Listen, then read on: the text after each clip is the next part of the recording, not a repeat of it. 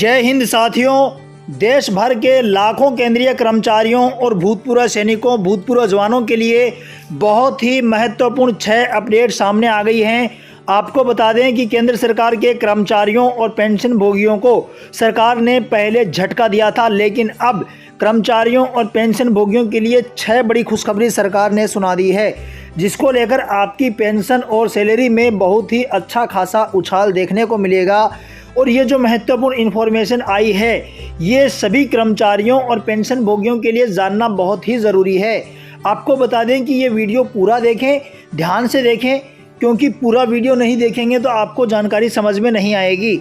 यहाँ पर जो जानकारी हम आपको बताने वाले हैं उसमें एक जानकारी रहेगी कि आपकी पुरानी पेंशन योजना के तहत पुरानी पेंशन 110% होगी बहाल। इसको लेकर आ गया ताज़ा अपडेट। वहीं पर दूसरा ताज़ा अपडेट आ गया है 8वें वेतन आयोग के गठन को लेकर। क्या मिला है सरकार की तरफ से जवाब, कब कर रही है सरकार 8वें वेतन आयोग का गठन, पूरी जानकारी बताएंगे। इसके साथ ही 18 महीने के डीए एरियर का मुद्दा फिर से हो गया है जिंदा। आपको बताएंगे कि कब और किस तरीके से यहाँ पे सरकार 18 महीने का डीए एरियर दे सकती है। आपको बताएंगे कि कर्मचारियों और पेंशन भोगियों के जो संगठन हैं वे अंतिम आहरित वेतन को 50% से बढ़ाकर 67% यानी 17% की बढ़ोतरी को लेकर सरकार के सामने जो मांग रखी है उसको लेकर क्या अपडेट आया है। वहीं पर आपको बताएंगे एडिशनल पेंशन यानी 65 साल से ही आपकी बढ़ी हुई पेंशन मिलने को लेकर जो बदलाव है, अहम बदलाव है, उसको लेकर अपडेट आई है, वह आपको बताई जाएगी। इसलिए आपसे निवेदन है कि वीडियो को देखें और देखने के बाद लाइक कर देवें, चैनल को सब्सक्राइब कर लेवें, ताकि आपको हर अपडेट मिलती रहे। आपको बता दें कि कर्मचारियों और पेंशन भोगियों को सबसे बड़ी समस्या जो इस समय पे आ रही है वो आ रही है कि उनको अपने बैंक खाते में पेंशन जमा होने का मैसेज नहीं मिल रहा है। ये बैंक के कई कुछ सिस्टम है जिनकी नाकामी की वजह से आपको इस तरह के मैसेज नहीं मिल रहे हैं। कई सारे पेंशन भोगियों के कमेंट आते हैं कि सर हमारे पेंशन है उसका मैसेज नहीं आया है। तो इस तरह से यदि आपके पेंशन का मैसेज नहीं आया है तो आपको घबराने की बिल्कुल भी ज़रूरत नहीं है। आपको यहाँ पे अपने जो बैंक के अंदर पता करना है कि आपको एंट्री करवानी है। पासबुक में एंट्री करवाने से आपको कंफर्म पता होगा कि आपकी पेंशन आई है या नहीं आई है। मैसेज हो सकता है कि बैंक के सिस्टम की वजह से ना भी आए, लेकिन आपको अपने एंट्री करने के बाद ही आपको इसकी सही जानकारी होगी। इसके साथ ही आपको बता दें कि 110% आपको पुरानी पेंशन योजना बहाली को लेकर ये जो अपडेट आई है उसमें बताया गया है कि कर्मचारियों और पेंशन भोगियों के लिए जो पुरानी पेंशन योजना है ये बहुत ही बड़ी मांग है। कर्मचारियों ने पुरानी पेंशन योजना बहाली को लेकर एनपीएस को बंद करने को लेकर सरकार पर दबाव बनाया था, जिसको लेकर सरकार साफ तौर पे बता चुकी है कि एनपीएस योजना है वही लागू रहेगी। पुरानी पेंशन योजना को फिर से बहाल नहीं किया जाएगा। पुरानी पेंशन योजना के बजाय यहाँ पे एनपीएस में संशोधन के लिए एक कमेटी का गठन सरकार के द्वारा किया गया है। वित्त मंत्री निर्मला सीतारमण के द्वारा यहाँ पे सुधार कमेटी बनाई गई है, जिसके अध्यक्ष भारत के वित्त सचिव टीवी सोमनाथ को बनाया गया है। टीवी सोमनाथ ने अपनी रिपोर्ट पेश कर दी है और सरकार इसके बारे में अभी तक सरकार का फैसला आया नहीं है। आपको बता दें कि एनपीएस में संशोधन को लेकर जब यहाँ पे सरकार के जो कमेटी के अध्यक्ष हैं उनसे पूछा गया कि आप कमेटी के मुखिया हैं, बताइए कि आप किस तरह का संशोधन करना चाहते हैं। क्या आप एनपीएस में अंतिम बेसिक का एक निश्चित भाग है वो पेंशन के रूप में देंगे। तो यहाँ पर जो वित्त सचिव टीवी सोमनाथ है उन्होंने बताया कि एनपीएस में संशोधन को लेकर 45 से 50% अंतिम वेतन का आपको पेंशन के रूप में दिया जा सकता है। यानी सरकार का अभी तक इसके ऊपर निर्णय होना बाकी है, ये सिर्फ उनका मत था। आपको बता दें कि पुरानी पेंशन योजना को फिर से बहाल न करने को लेकर मीडिया के द्वारा जब ये पूछा गया कि नई पेंशन योजना को फिर से बंद करके पुरानी पेंशन योजना है उसको आप फिर से बहाल क्यों नहीं कर सकते। ऐसे में वित्त मंत्री जो टीवी सोमनाथ उन्होंने कहा कि पुरानी पेंशन योजना को फिर से बहाल करना मुमकिन ही नहीं होगा। उन्होंने कहा कि पुरानी पेंशन योजना है ये व्यवहारिक नहीं है। पुरानी पेंशन योजना लागू करने का मतलब है देश की जनता के साथ गद्दारी करना, यानी देश की जनता के खिलाफ सरकारी कर्मचारियों को कुछ लोग गुमराह कर रहे हैं। नई पेंशन योजना में भी बहुत सारे फायदे हैं और कर्मचारी इसको अच्छे से समझ नहीं पाए हैं। ये मेरा नहीं कहना है, ये वित्त मंत्री के जो वित्त सचिव हैं टीवी सोमनाथ उनका कहना है। वो कह रहे हैं कि पुरानी पेंशन योजना है वो भी बहुत ज़्यादा फायदेमंद है। कर्मचारियों को अभी तक इसके बारे में समझना, पेंशन भोगियों को इसके बारे में समझने की ज़रूरत है।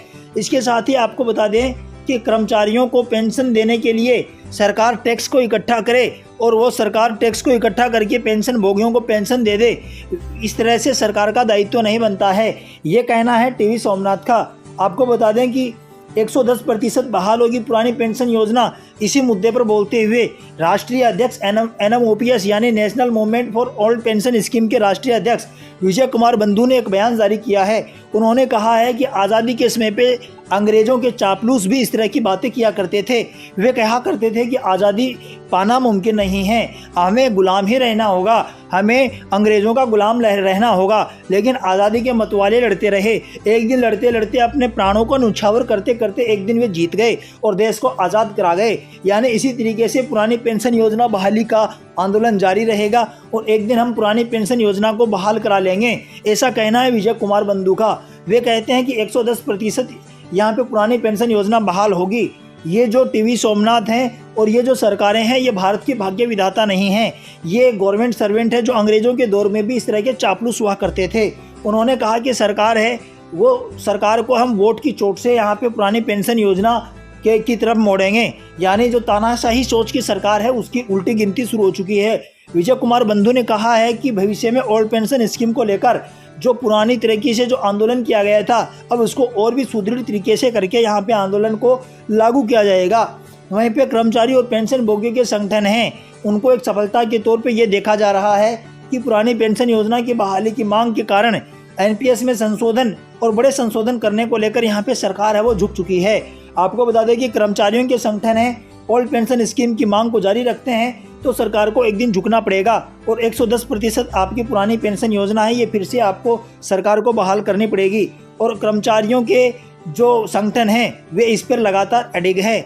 वहीं पे दूसरी इंपॉर्टेंट इन्फॉर्मेशन आ रही है आपके 1 रैंक 1 पेंशन को लेकर, यानी आपके OROP 3 के संशोधन को लेकर यहाँ पे बड़ी घोषणा भारत सरकार के द्वारा कर दी गई है। रक्षा कर्मचारियों को और उनके परिवारों को 1 रैंक पेंशन का लाभ जो दिया जाता है उसका तीसरा संशोधन जुलाई महीने की 1 तारीख से हो गया है। आपको बता दें कि 1 जुलाई 2024 से OROP 3 का है जो संशोधन है ये लागू हो जाना चाहिए था, लेकिन सरकार है कि ये समय पे संशोधन को लागू नहीं करती है। पिछली बार भी OROP 2 को बड़े लंबे समय के बाद कोर्ट की फटकार के बाद में लागू किया था। आपको बता दें कि 1 जुलाई 2024 से OROP 3 के मामले में सरकार ने साफ तौर पे ये कह दिया है कि जब OROP 3 का फ़ायदा जो है ये आपको इसी वित्तीय वर्ष में मिल जाएगा। यानी सीधे सीधे शब्दों के अंदर हम बात करें तो मार्च 2025 से पहले आपको OROP 3 का संशोधन देखने को मिलेगा और आपके बकाया पेंशन है ये आपको यहाँ पे अपने खाते में जमा होने को देखने को मिल सकता है। सरकार ने ये अपने जवाब में कहा है कि हम जल्द ही OROP 3 को संशोधित करेंगे और इसी वित्तीय वर्ष के अंदर हम OROP 3 को पूरी तरह से लागू कर देंगे। इस तरह के कहने के बाद में पेंशन भोगियों की उम्मीदें जगी हैं।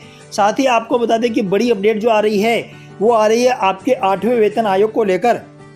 सरकार ने अपने किसी भी स्टेटमेंट में 8वें वेतन आयोग को लागू करने को लेकर नहीं कहा है, लेकिन सरकार को 8वां वेतन आयोग तो लाना ही पड़ेगा।